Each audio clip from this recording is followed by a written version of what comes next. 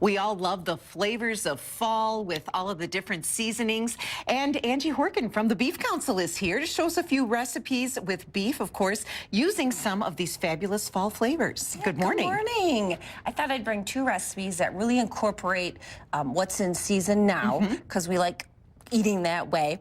And then also these two recipes are braising recipes. So it's kind of that time of year now, it's getting chilly. We're shifting our cooking method from grilling and skillet recipes to more of What is braising? Braising recipes. So braising is cooking in liquid, and it's usually a low temperature, and it's a slow cooking method. So when you braise, you use cuts of beef that aren't particularly tender. Okay. So your pot roast, so your chuck roast, shoulder roast, which we have here, and then also stew meat.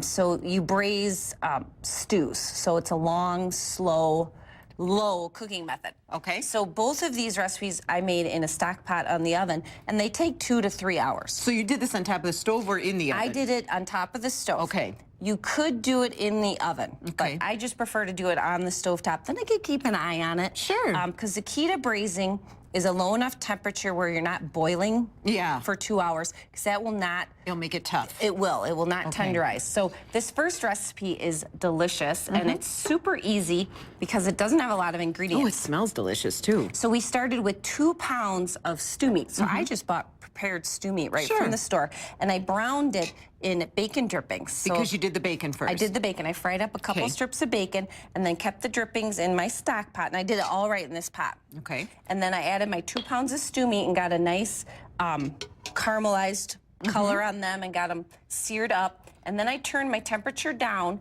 and I added a can of French onion soup and apple cider.